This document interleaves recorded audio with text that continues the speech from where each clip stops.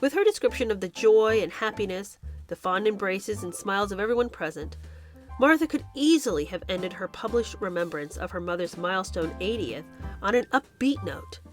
Instead, inexplicably, she decided to spill the beans and make public the whole sordid mess, letting at least 1.2 million readers in on her mother's deepest and darkest secret.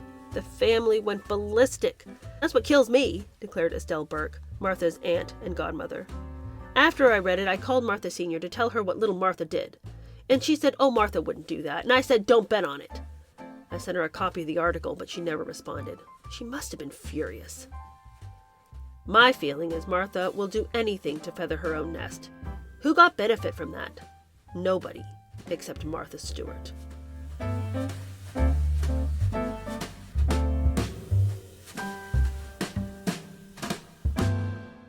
Hello, how are you? Welcome to my channel. My name is Cheer Denise, and today we have our new book, and I am so excited about this one. This book was really inspired by my review of the Meghan Markle show. And I know that there had been a time when we talked about doing the Palace Papers, but I scrapped that idea entirely because I cannot talk about them anymore. All the information in the Palace Papers is just so dissected and chewed up and masticated. I just can't even with that mess anymore. And there might be a time when we get to it, but since we just spent an enormous time talking about Meghan, I needed to get away from her. But I really continue to think about this show that she'd made and this attempt that she had made to become the next Martha Stewart. And so that show made me think about what could have been her influence in thinking that the American public wanted something like that. And of course, the American public does want something that tells us how to have the gracious art of living. Unfortunately, somebody already came and did it much better than her. But Martha is not without her flaws, as we know. Many of you probably saw the Netflix documentary that came out very recently, which Martha did not like by the end. And while that show was not necessarily a takedown of Martha, it wasn't very flattering in many of its particulars. But it still told the story largely from Martha's perspective, giving her plenty of time on screen to spin her tales. And what has become vastly obvious to me as I've sort of read ahead in this book is that Martha is one of the biggest liars I think I've ever seen succeed for so long. Now, of course, her lying ways did eventually catch up with her, but she has been a liar since her youth. And what this book succeeds in showing through 400 interviews with close friends and family is that Martha's been hiding away for years what her real childhood was like, and also how diabolical she has been all along the way to reach the heights of success that she's reached. People obviously knew that Martha all along had been a startling perfectionist who needed everything to be perfect, perfect, perfect. That was her word. It's perfect, it's perfect. Everybody talks about how that was Martha's word. But the reason that she was in such an all-out slog to illustrate perfection for you is that she was in a determined race to hide from you before you ever found out what a mess her personal life was, both from childhood then into adulthood, with her relationship with her daughter, a train wreck.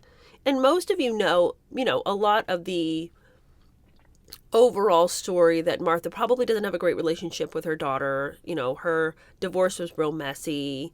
And, there was some things that weren't as bright and shiny in real life as they were on her TV shows and in her magazines, etc., etc., etc.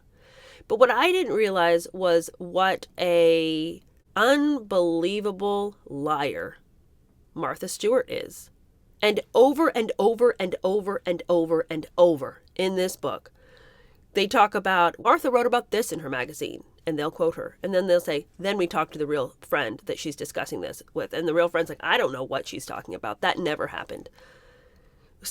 There are multiple stories of her taking other people's stories and using them as her own. There's multiple stories of her sabotaging other people's success so she could climb to the top of the ladder. Story after story of her lying about elements of her past to elevate who she wants you to think that she is. All kinds of things that she needn't lie about. But she was a person who was enormously consumed by the idea of status and being with the right crowd and finding the right things to do to make yourself able to climb higher and higher on this hierarchy of society. She could never tell you where she came from or how dysfunctional, how messed up, how abusive her childhood was. She spent the rest of her adult life lying about what her life had been to convince you Though I don't understand why the public needs to be convinced. It's none of our business what happened to you as a kid. Why are you telling us all of these things that happened, this, bright, shiny 1950s television show life that you claim you had, which you did not? Why would you, imagine the insecurity of feeling that you had to lie to a nation about your past when you could just be who you are, but show us beautiful tips and tricks on how to make a lovely life. She, I don't think, knows the truth. I just cannot imagine that a person who has lied so constantly and continually their whole life even has any handle on what the truth is now. Before we actually dig into the book, I would just like to read you the summary and then 3 quotes on the back of the dust jacket that sort of give you an idea, the flavor of the kind of diabolical nature that Martha has. The summary of the dust jacket says, since she burst on the national scene in the early 80s, Martha Stewart has mesmerized millions of fans of her best-selling books, popular magazine, and highly rated television show. To the legions of Martha wannabes, she is considered the doyenne of domesticity, an epitome of perfection to be emulated and idolized. In her writing and public appearances, Martha has boasted of her perfect childhood, perfect family, perfect marriage, perfect child, perfect house, perfect career. But is it all too perfect? Based on some 400 exclusive candid interviews with family members, confidants, colleagues, and present and former friends and associates, this scrupulously researched investigative biography tells for the first time the real story of Martha Stewart's personal life and her phenomenal rise to the top.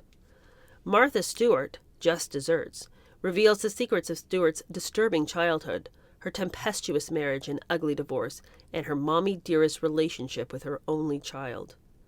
Oppenheimer recounts a classic Cinderella tale of the transformation of a poor Polish-American girl in Netley, New Jersey, to Glamour magazine model, to Wall Street stockbroker, to chic Connecticut caterer, to best-selling author and television star, to powerful head of a multimedia conglomerate, to belle of America's A-list glitterati ball. And it is all described in fascinating, juicy detail by the people who helped her and by those she stepped on along the way.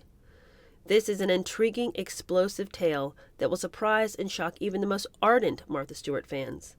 Whether you love Martha or loathe her, you will be amazed by the stunning revelations in this book. Martha Stewart, Just Desserts, shatters the myth of the perfect Martha once and for all, and that's a good thing.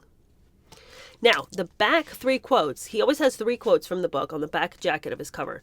And from a childhood friend, the book is quoted as having said, "Today, when I read Martha's books and magazines and those family recollections of hers, I have to wonder whether she's still fantasizing. But it works. It sells.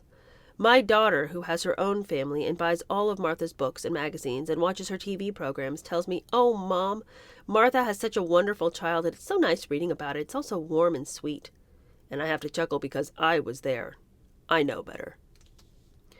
A film and television director is quoted as having said, "I was forced to get up at 5 in the morning several times a week because she wanted me to exercise with her. She said, 'It'll be good for you, and it'll be fun for me because I'm so depressed.'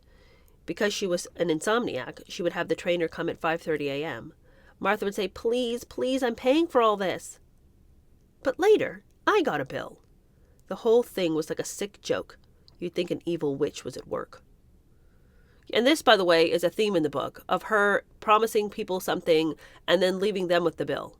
I mean, what is with the people in the books we read? They cannot seem to pay their way through the world, yet they're just swimming in, pools of cash. Finally, a former employee says, "Martha wanted all of her equipment cosmetically mint, and if it wasn't, it was wacko time. She came marching into the kitchen in her safari jacket and conducted an inspection, and discovered a couple of scratches and some marring on the stainless steel.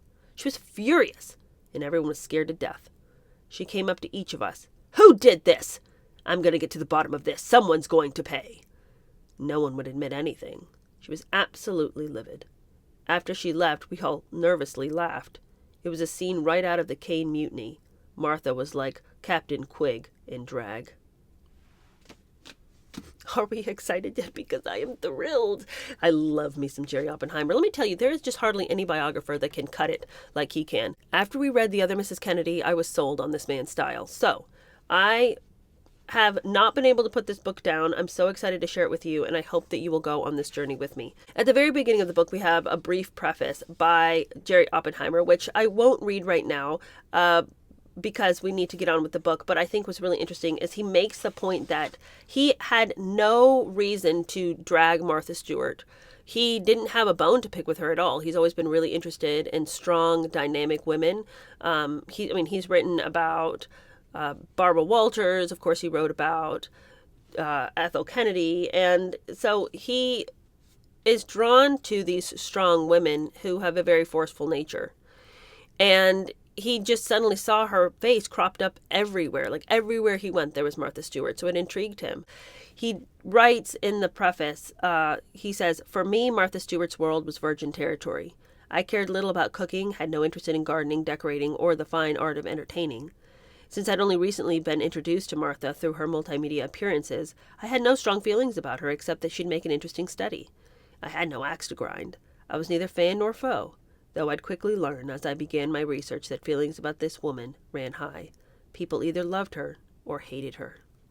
So, again, he says, and let me just remind you, there's been 400 interviews to make up the work of this book, and I would say that I found it much more illuminating than the Netflix documentary, although I did enjoy that. I think that it certainly shed some light on her peculiarities, to put it lightly. And this book does an absolute deep dive into her childhood and into all of the very mysterious lies and fictions and fantasies that she's created about what she was up to and what her family was up to in her childhood. All right, let's begin. Thank you for indulging me in that very long intro. I just wanted you guys to be as excited about the book as I am. All right, let's begin. Fatal Attraction. It was after midnight when Martha Stewart arrived at her Westport, Connecticut farm at Turkey Hill, still raging, still furious, still seething. In a frenzy, she had stormed through the lovingly restored 1805 farmhouse filled with antiques, but devoid of life, and headed for the garage apartment and back, where her friend Kathy Tatlock was staying. Not long before, Martha's life had spun irrevocably out of control when Andy Stewart, her lawyer, publisher, handyman husband, had fled the life they had carefully fabricated during more than a quarter-century of marriage. Andy's sudden departure had come at a very inauspicious time for Martha, who was riding high, with her career in a period of enormous growth. America was suddenly bullish on the once poor girl from New Jersey, whose fearsome drive, ambition, and unrivaled creativity had parlayed a relatively obscure catering business into what was fast becoming a multimedia juggernaut, based on the simple premise of living well. Martha had recently signed a highly lucrative deal to become a spokeswoman for Kmart. She had also just starred in her first holiday television special on PBS, and was preparing for her second. All her books, beginning from the first book in 1982, the groundbreaking lifestyle guide, Entertaining, were blockbusters. Corporate America was hurling offers at her. Thinking even bigger, wanting even more, she had dreams of starting a Martha Stewart magazine and starring in her own regularly scheduled Martha Stewart television show. Martha saw herself as Betty Crocker, Julia Child, Miss Manners, Emily Post, and Rupert Murdoch all rolled into one juicy pie.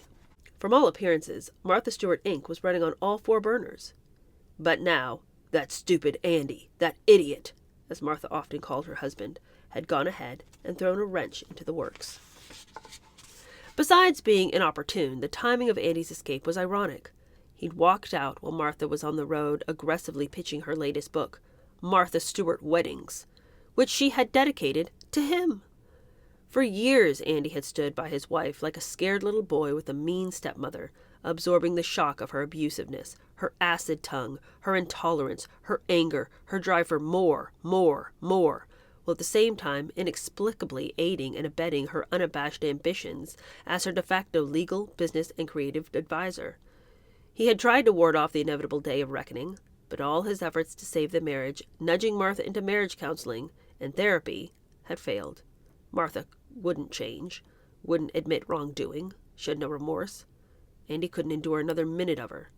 After much soul-searching, he sat down one spring afternoon and drafted a Dear Martha letter at the big wooden table in their famous kitchen, and then walked out the door.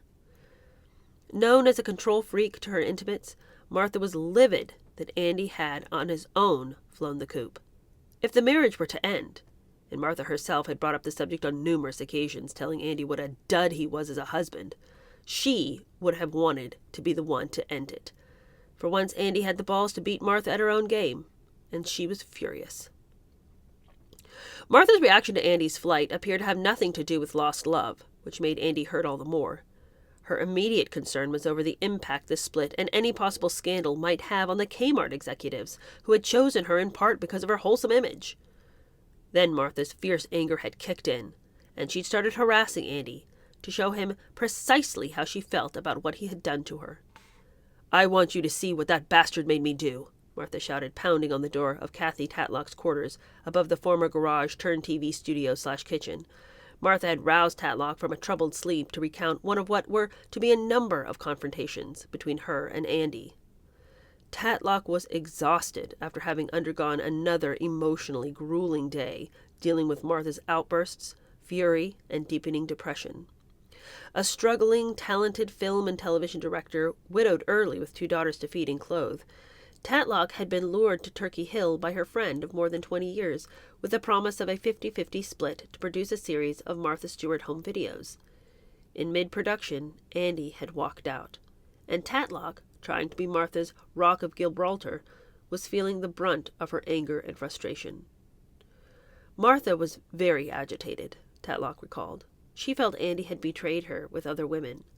She felt she had had plenty of opportunities to experiment with other men, but she said she'd been faithful, so she felt doubly betrayed. Unknown to Tatlock, though, Martha had taunted Andy over the years with a few real or invented stories about flirtations and indiscretions of her own. Martha told Tatlock that earlier in the evening she had met with Andy in Manhattan, and once again they had argued over his leaving. Andy, on the other hand, had told a friend that it was more of a frightening confrontation than a simple argument. He told me Martha was angry, that she was imploring him to return, ordering him to return, demonstrating how important it was that he cancel his plans to separate, the friend revealed. She became so distraught that Andy feared for his own safety. He said, had Martha had a gun or a knife in her hands, my guess is she might have threatened me. Instead, Martha had turned her fury on herself. She came into my room and she just exploded, Tatlock stated. She launched into this whole thing about having seen Andy and his having been so horrible. She said it made her so furious. She said something about being so upset that she wanted to tear the hair out of her head. And I was being sympathetic, and I said, yeah, I felt like that a couple of times myself. And Martha said, no, I really did it. And then she showed me a patch of scalp where she actually pulled out her hair in front of Andy. It was terrible. I was alarmed. I suggested that she get some help. Martha said, oh, I've already tried that, and it doesn't work for me because I'm always smarter than the shrink. I can always outsmart them. I said, well, isn't that self-defeating? And she responded, yeah, but it just doesn't work that way for me. I'm different. Good night. Can you imagine flying into such a furious rage that you were standing there just pulling your hair out in front of the person that you say you want to come back? Probably not the best invitation to say, would you like to come back? Here's a handful of my hair. Okay, well, into the world. Let us find out a little bit more about where this woman came from. What was she like as a child? Let's reach back into the depths of time. Martha Helen Kostyra was born seemingly happy and healthy at 1:33 p.m. on August 3, 1941, a warm, sunny Sunday at the Margaret Haig Maternity Hospital, named after the mother of Frank Haig, the boss of Jersey City, New Jersey, where the Kostyras lived. A week or so later, the cute, brown-eyed infant was christened at St. Anne's, the neighborhood Polish Catholic church. Martha was the second child, the first daughter of Edward Rudolph Kostyra, a handsome 29-year-old Jersey City public school physical education teacher, and Martha Rosowski Kostyra, a plain-looking 26-year-old housewife who also had a teaching degree. For those who take astrology seriously, Martha would prove to be a perfect Leo like her father, egotistical, strong-willed, self-centered. In later years, after becoming a publishing mogul and media star, Martha believed strongly enough in her astrological sign and its meaning to throw a Leo birthday party for herself and 2 female friends. Interesting. Despite the Jersey Journal's forecast of beautiful weather, a pall hung over the grimy industrial city on the Hudson the day that Martha came wailing into the world. Because of Nazi hostilities across the Atlantic and provocations by the Japanese in the Pacific, Jersey City was being placed on a near wartime footing. Though the United States would not officially enter World War II for another 4 months, the mayor imposed a gasoline curfew to take effect at 7 o'clock, some 5 hours after Martha's birth. Leaving the car at the hospital, Eddie Costira had decided to walk the 2 miles to his home. At brightly lit Journal Square, he stopped to buy a nickel cigar in honor of his new baby. Looking up at the movie marquees, he thought about catching a show. The Bride Came COD with Jimmy Cagney and Bette Davis was showing at the Stanley. Clark Gable and Rosalind Russell were in They Met at Bombay in Lowe's, but he chose instead to continue homeward. Times were tough, and he knew he couldn't afford to splurge, what with another mouth to feed. The best Eddie Costira could afford on his $1,000 a year teacher salary was a tiny ground-floor flat in a 2-story cracker box of a house, home to 3 other families at 33 Stagg Street. There was no garden, no porch, just 1 step up to the front door. If one had to pick a house that didn't look like a Martha Stewart house, that would be it. The place was just 2 blocks from Liberty and Spruce, where Eddie Costira's hard-working Polish immigrant parents, Frank and Helen, operated Costira's Tavern. The Sparrow Hill section of Jersey City Heights was a melting pot of struggling immigrant families, mostly Poles like the Costiras. Residents who lived in the eastern side of Sparrow Hill could see the beckoning possibilities of Manhattan across the Hudson. The Costiras' view, in the opposite direction, was of odoriferous Jersey garbage dumps, burial grounds for the odd, bullet-riddled mobster. Eddie Costira went to sleep that night, presumably dreaming of all the opportunities that awaited his newborn. Surely, he must have thought, life would be better for her than it had been, and would be, for him. At the hospital, Martha Costira rested, weary from the hours that it had taken to deliver her namesake.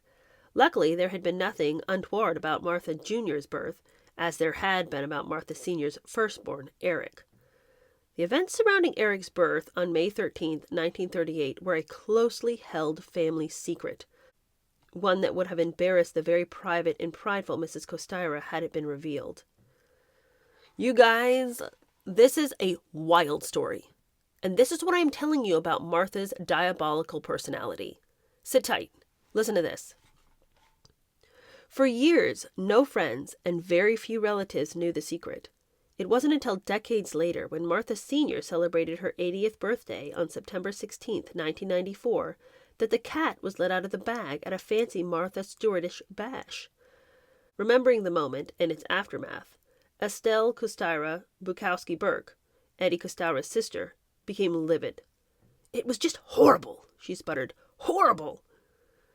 The trouble started when Eric, who years earlier Americanized his last name to Scott, dropped the Costira and took on Scott, arrived at the party at his famous sister's club, the Tony Fairfield Hunt Club, and was told by another sibling that he'd be required to toast the matriarch of the Costira clan. "My sisters and brothers had handwritten notes of things to say about Mom," said Scott. "No one ever gave me advance warning, so I had to speak off the cuff to 80 people and kids.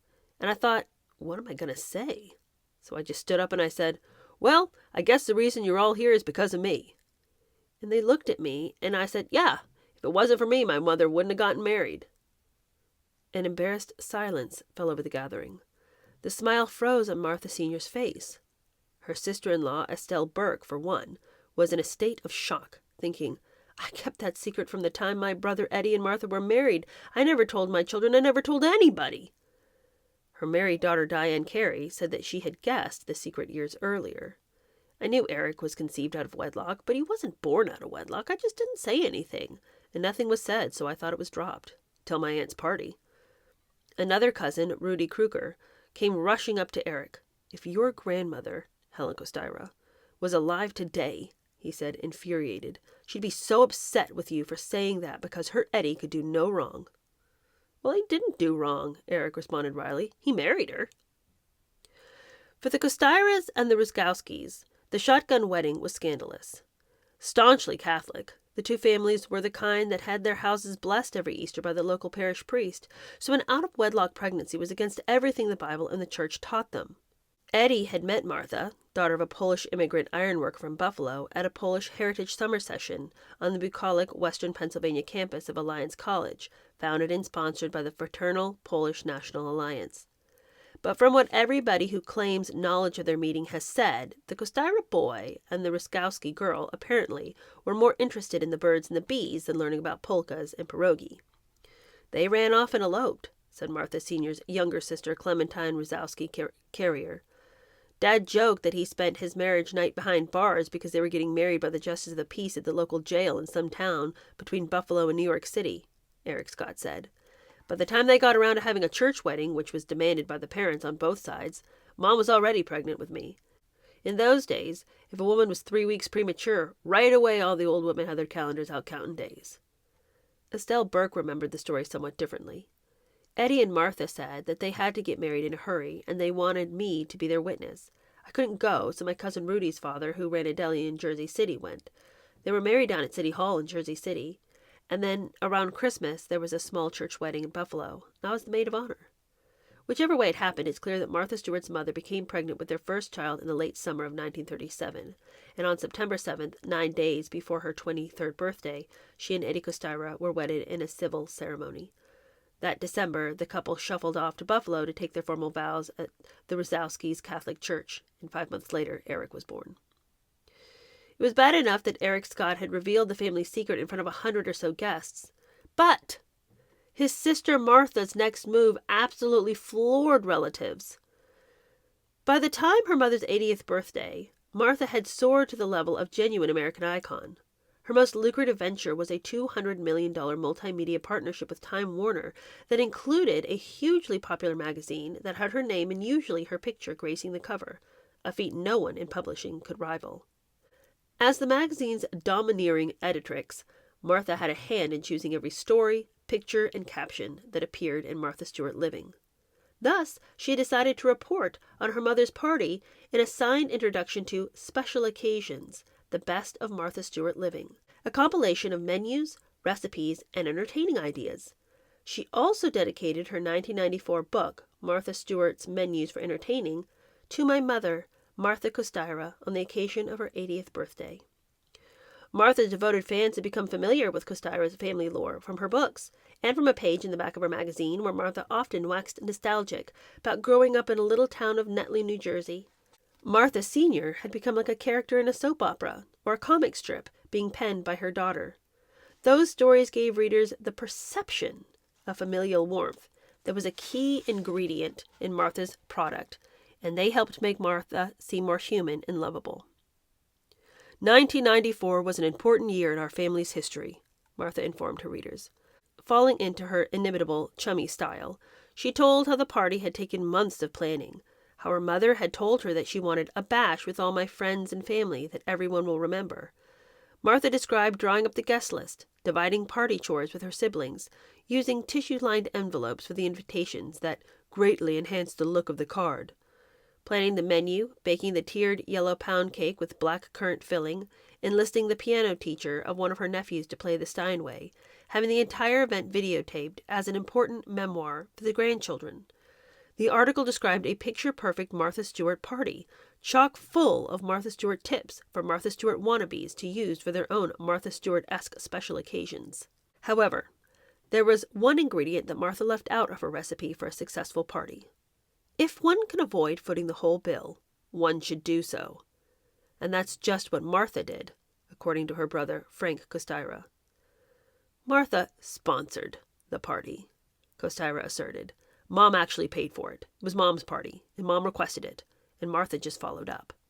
Kostira, who had been feuding with his sister for years, claiming emotional and physical scars to prove it, said he'd received a bill from Martha Stewart, Inc., his sister's company, for $1,400 to cover his share of the party costs, and he assumed that the other siblings had gotten similar invoices.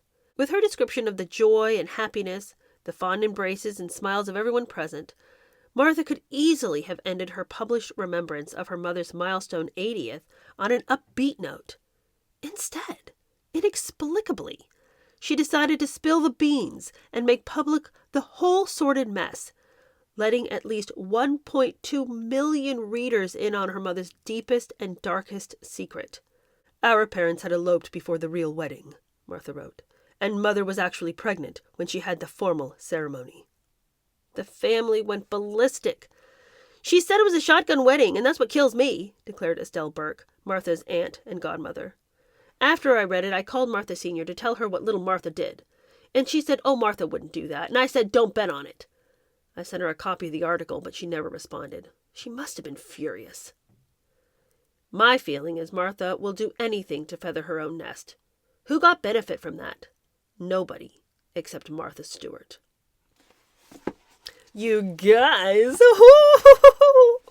that is our next book, and are you guys here for it with me? I cannot wait to get into this. Thank you, Jerry Oppenheimer, for another great read. I am loving it so much. Thank you guys for hanging out with me. I hope you're excited. Let me know what you think of this next new read in the comments. I can't wait to see your responses and see what you guys think about this one. All right, talk to you guys soon. Bye.